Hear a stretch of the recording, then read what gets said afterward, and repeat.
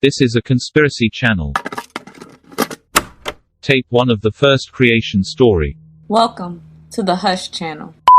Before we get into it, here is a necessary 3-minute backstory. Mesopotamia occupies the region of present-day Iraq, western Iran, northern Kuwait, east Syria, and southeast Turkey. It is the land between the Tigris and Euphrates rivers, a river valley civilization that was a land inside of what is known today as the Fertile Crescent. Mesopotamia originally was composed of Sumeria, which became Babylon, the Assyrian Empire, and the Akkadian Empire. These Mesopotamian creation and flood narratives are the oldest known creation and flood stories on the planet. Sumeria is known as the world's first civilization and the cradle of civilization after the Great Flood, which is known as Noah's Flood. Sumer was located in the historical region of southern Mesopotamia in what is today South Iraq, the area that ranges from Baghdad to the Persian Gulf. In the Bible, Sumeria is called Shinar, the place Nimrod led the generations of Noah following the flood's ending, which is mentioned in Genesis 11 and 2. The Sumerians are credited to having invented a wide range of technology of which we still use to this day, such as the wheel, chariots, sailboats, weaponry, agricultural tools, the cuneiform writing system, the number system, the calendar system, arithmetic, geometry, irrigation, beer, board games, soap, monarchy, and best of all, they were masters in astrology and astronomy. Today, many people actually mock those who involve themselves in the intertwinings of astrology and astronomy, but along with prostitution, the knowledge of the universe is one of the oldest professions. After all, just who do you think these wise men that the great age-old kings had beside them were? They were men who kept the knowledge of astrology and astronomy. There are quite a few narratives deriving from the different regions of Mesopotamia. There's the Sumerian, the Akkadian, Babylonian, and Assyrian versions, and they parallel except for a few minor details. Of course, the oldest version of these narratives come from the Sumerians. It is called the Eridu-Genesis. The Sumerians branched off and filled in the rest of Mesopotamia. Meanwhile, one sect went west and settled ancient Kemet, which is now called Egypt. The other sect went east and settled the Indus River Valley civilization, which became South Asia. And another sect that went east from Sumer settled the Yellow River Valley civilization, which is ancient China's Shang civilization. All four of these places are horizontal to each other and are river valley civilizations and collectively known as the cradles of civilization that all had parallel ancient polytheistic belief systems. These civilizations birthed the nations that surround them today. And of course, these child civilizations echoed the culture and belief system of their parent. I will be using the Sumerian Eridu-Genesis, the Babylonian Enuma, the Akkadian Epic of Atrahasis, the Epic of Gilgamesh, the Epic of Ninlil and Enlil, and Enki and the World Order. I have smashed these narratives together to attempt to present you with a more cohesive story. This is the first creation story. In the beginning, there was Namu, the primeval sea who gave birth to the heavens and the earth. Namu had given birth to a son and a daughter. Anu, her son, reigned over the heavens, became a divine king and father of the heavens. And Ki, her daughter, became the mother of the earth, the supreme fertility and birth goddess, and went on later to become the mother of all the gods. Namu and Anu would give birth to a son, Enki. As the son of Namu, Enki inherited her water qualities and assumed many of her characteristics and her domain of the void, making Enki the prince of the void, of which is called the abyss, the deep waters, the underworld, or hell in modern day, but was simply originally a domain without any negative connotation. Enki is the prince of the underworld. These relations are incestuous, but it appears that these beings do not view familial relations as humans do today, but more so the way that our oldest ancestors as well as the old families that still exist did and do. For good reason, this is the oldest known and found creation story. It would have served as a blueprint of the people of that day, and more prestigious old families of our time would still be holding on to these same values. With that being said, when reading other creation stories from other locations, they assimilate the gods' names, depictions, and locations in their stories to fit their culture. Since we do not know if this is the oldest creation story ever, or whether it's just the oldest creation story that we have found, it is also safe to assume that it taking place in Mesopotamia is just an assimilation.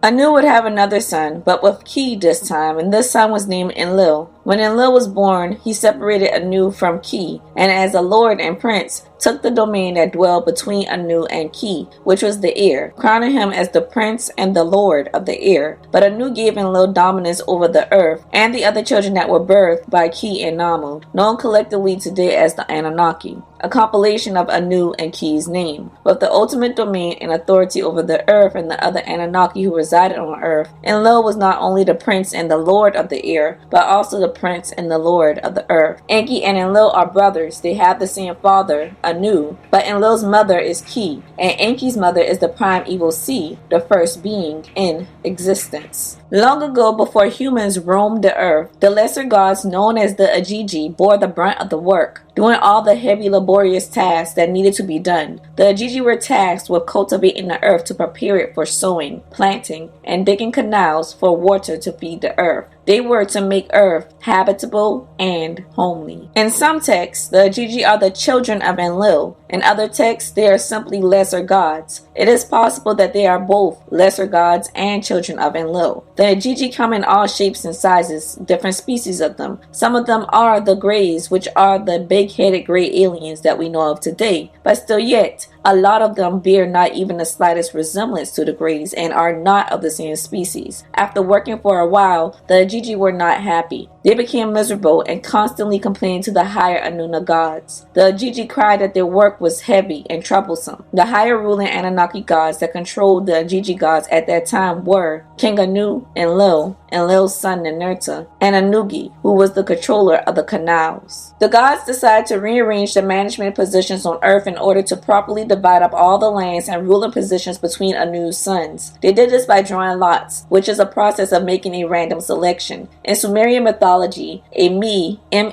is one of the decrees of the Anunnaki that is foundational to the foundation of the social institutions, religious practices, technology, behavior, social norms, and human civilization that make up civilization. The Me's are fundamental to mankind's understanding of the relationship between humanity and the gods. For example, one of Enlil's Me's was being the superior Anunnaki authority on earth. The way this translates to humanity later on is that Enlil is the god of gods and the lord of lords, as he was over all the Anunnaki, of whom humans would later call gods and lords. Another example is that Enlil was given precedence over the skies and was considered by humans the god of storms, weather, and agriculture. These are Me's. The Me's were originally collected by Enlil and then handed over to the guardianship of Enki, and Enki would disperse these Me's to the various Anunnaki in the different lands on earth. This action is described in the poem Enki and the World Order, which details how Enki hands out responsibility for various crafts and natural phenomena to the Anunnaki, basically handing out jobs and roles to the different gods, telling them what they were going to be the god of and over. So after the gods properly divided the earth amongst themselves, Anu returned to his home in outer space, the heavens. The Anunnaki, who had ordinances over the different divisions of the lands on earth, are what we in religion would call principality angels. Principality angels are the angels that guide and protect specific nations, groups, people, and or institutions. Enlil was still the leader who had authority over all the earth, despite the fact that he too drew a lot and was assigned to a specific plot of land as well.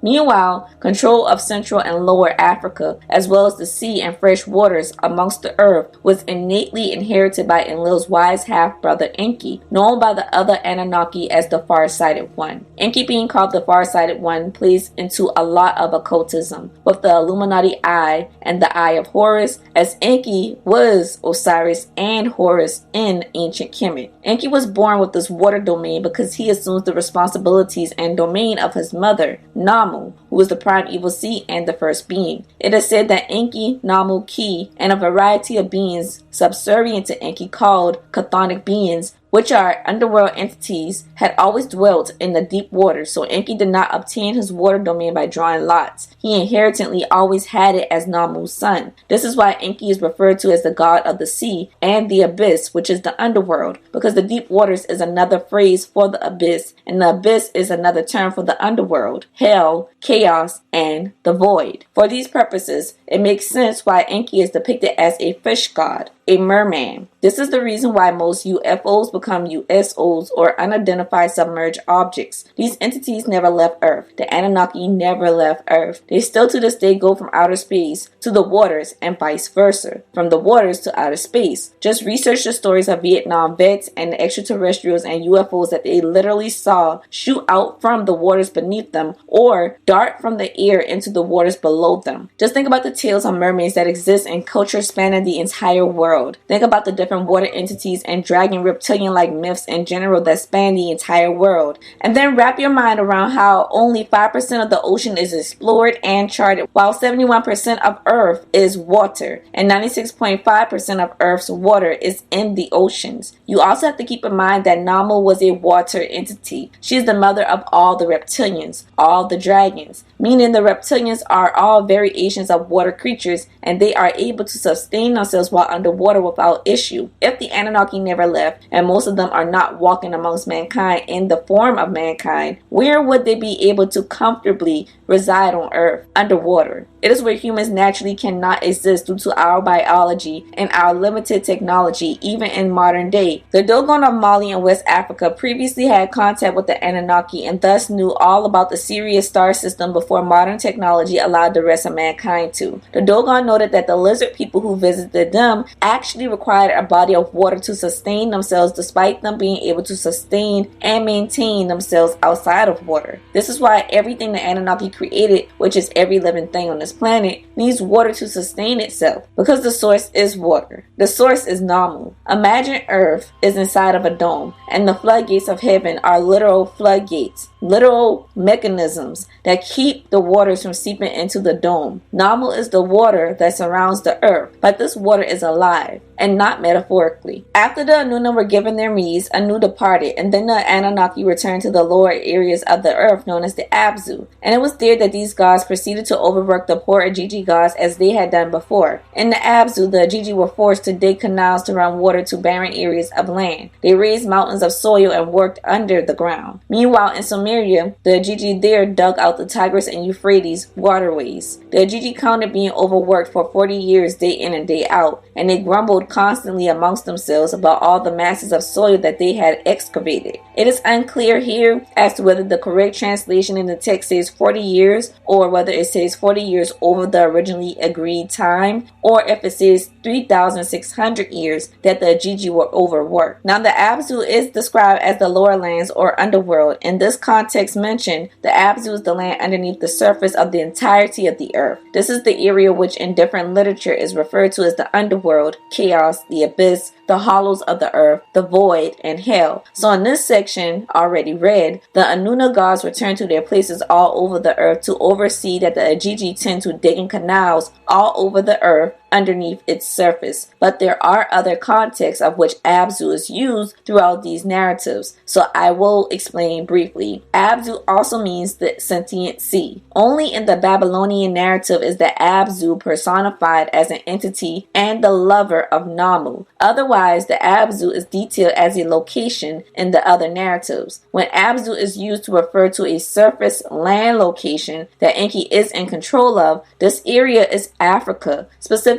Ethiopia. Not Ethiopia as it refers to Ethiopia's borders today, but Ethiopia of ancient times, which consisted of both the entire central and southern regions of Africa, as well as parts of northern Africa. This particular ancient Ethiopia that comprised of central and southern Africa and parts of northern Africa was actually called the Abyss. And this is the reason that this specific part of Africa was also once called Abyssinia, the land of the abyss, of which foreigners believed demons resided. So you can imagine what the people who actually inhabited this land later were and still are thought of as. The Zulu people are an ethnic group indigenous to southern Africa, and using the Sumerian lexicon dictionary, Zulu breaks down into two parts. Zu, which means wisdom or knowledge, and Lu, which refers to a man or men or people, in which Zulu in the Sumerian lexicon translates to intelligent people or wise people. Interesting name because Enki is the deity of wisdom. and that is his domain, his land domain. The Khoisan or San people are indigenous to South Africa, and their DNA traces back to as early as 260,000 years ago. Scientists have confirmed that human DNA places the origins of humanity in southern Africa, which lines up perfectly with what these narratives explain about Enki in relation to mankind, as will be detailed later. The Khoisan are actually the oldest ethnic group on the entire planet, and the San people have serpent-like phenotypes. This is the same beautiful phenotype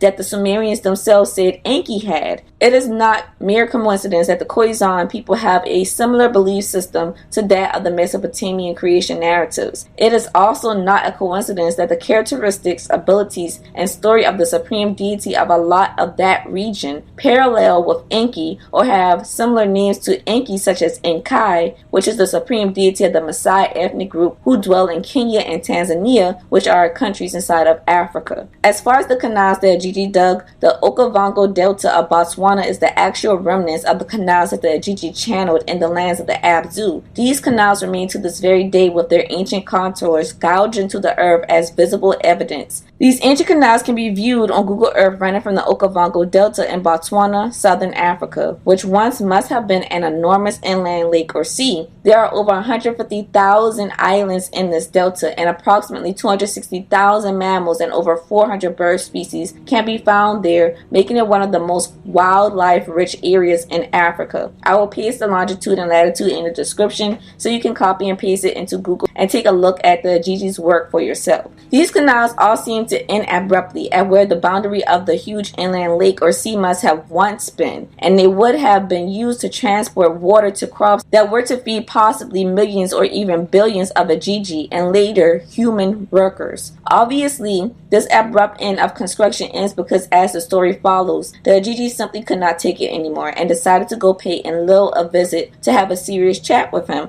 to see if he could make life a little easier for them. The orchestrator of the Ajiji's uprising was one of the Anunnaki deities that was in charge of overseeing them. His name was Gesh-2-E, and Gesh-2-E got the Ajiji enraged enough that they let out war cries to initiate a battle with the higher controlling Anunnaki, set fire to their tools, picks, spades, and work baskets, and began to march to Enlil's home that night in protest around the Great Akkadian, where they even attempted to kidnap Enlil from his home. Gesh-2-E had did something formidable. While the other Anunnaki sympathized with the Ajiji, they had a picking order and a structure that was respected, boundaries that they did not cross and stayed within. They did not all do what Gesh-2-E did, because at the end of the day, Enlil had the final say-so, and if he ignored them, they also had to fall in line with that, because Enlil was way more powerful. The Akkadian was the name of Enlil's mountain retreat. It is the garden and resting place of the gods, with the exception of Enki, who dwells in the Abzu, like how Zeus and the other gods dwelt in Mount Olympus and Hades dwelt in the underworld. This comes from this. In ancient Greece, the Akkadian is basically called Mount Olympus. Even though it is from ancient Greek mythology, nobody ever said that Mount Olympus was located in Greece. In other beliefs, the Great Akkadian is called Axis Mundi, the cosmic axis, the world axis, or the world pillar, the world mountain, the center of the world tree. The mountain of the gods, at the center of which the very sun, moon, and stars revolve around. The mountain that is the epitome of yin and yang, and as above, so below. As the secrets of Enoch tell us of this beautiful world mountain that he was escorted to by an angel. And this beautiful place also possessed the entrance to the bottomless pit, a hollowed earth, hell. It is feasible that the Ajiji also dug out hollow earth and all of its honeycomb tunnels. After all, there were billions and billions and billions of them, digging non-stop day in and day out for potentially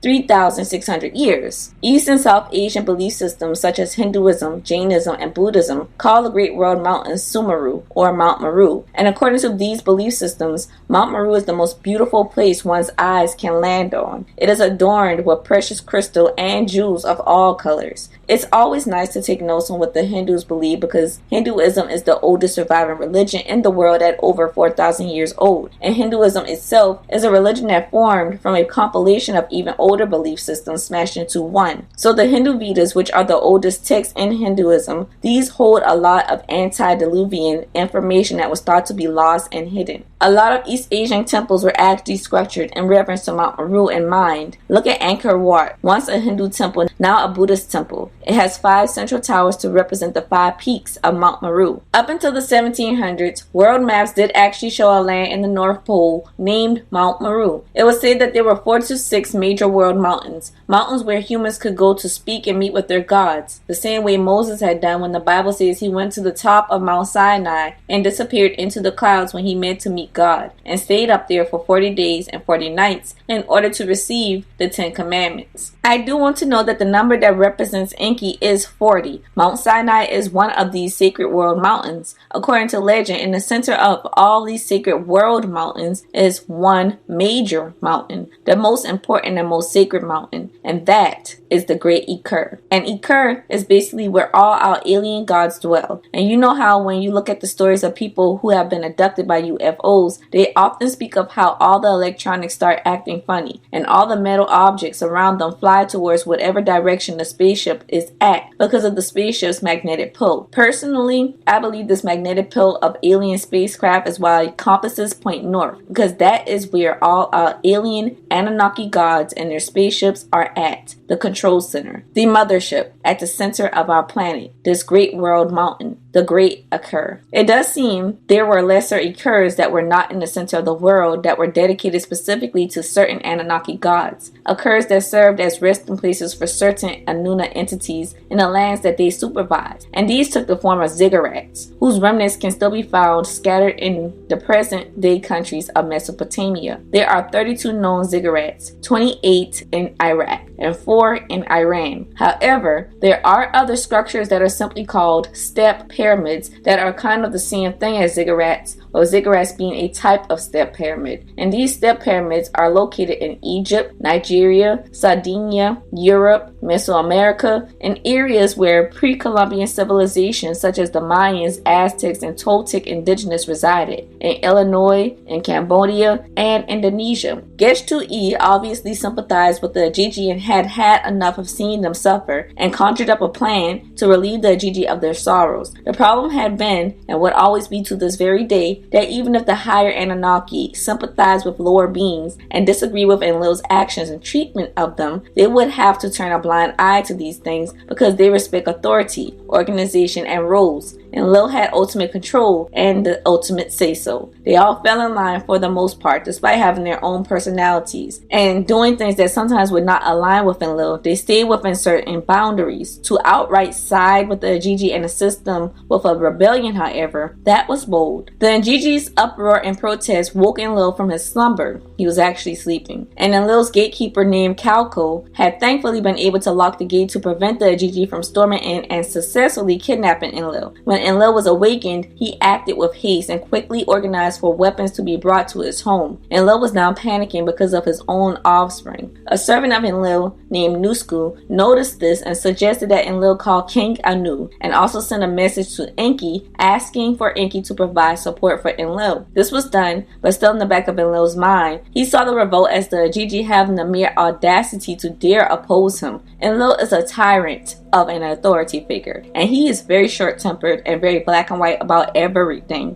and he also has a very huge ego and considers himself way too superior for the Ajiji to even think to come complain to him, let alone confront him. So Enlil sees this rebellion, and instead of understanding that the Ajiji have tried to do things the right way, and they have tried making their pleas and cried out for help for a very long time before going on strike, Enlil just feels like they have some nerve to rebel against him, and he will not have it. He does not care. They should be thankful he even allowed them to exist, to wake up, to breathe. That is his stance. So what is the first thing that comes to Enlil's mind to solve this situation? Enlil decides it would be best to just kill every last one of the Ajiji. That would solve the problem, which is a pretty harsh punishment considering in some narratives the Ajiji are actually the children of Enlil. So Enlil not only overworks his children, but he ignores their cries for help. And once they overwork themselves for 40 to 3,600 plus years and finally decide enough is enough, instead of Enlil understanding his own kids and how how things even got to this extreme point, he figures he could do whatever he pleases to the Ajiji because they are inferior to him. Enlil lacks the capacity to sympathize with his own kids. Enlil is toxic. Enlil lacks empathy and is literally the textbook definition of a narcissistic sociopath. And now these poor Ajiji, their very own father wants to just simply kill all of them after all they have done for him. King Anu was a neutral personality in the grand scheme of things. Unlike his son, Anu suggests that Enlil send Nusku to speak with the Ajiji to find out the reason the Ajiji was upset. He specifically instructs Nusku to go to the Ajiji and say to the Ajiji that their king, King Anu, and their warrior leader, Enlil, and their chief officer, Ninurta, and their bailiff, Enugi, wants to know who is in charge of this Ajiji mob and a declaration of war against Enlil by surrounding Enlil's home. Nusku does this, and instead of the Ajiji singling out one individual, they stay united, and the Ajiji tell Nusku that every single one of them has declared war, and they have put a stop to the digging because it is killing them. The work is too heavy, too hard, and too much. So every single one of them had agreed to stop working and complain together in unison to Enlil. After Nusku reports this back to Enlil, Enlil gets so frustrated he told King Anu that he'd rather just leave Earth